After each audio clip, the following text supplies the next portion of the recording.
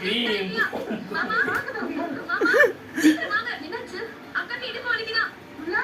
மாமா சீக்கிரம் வரீங்களா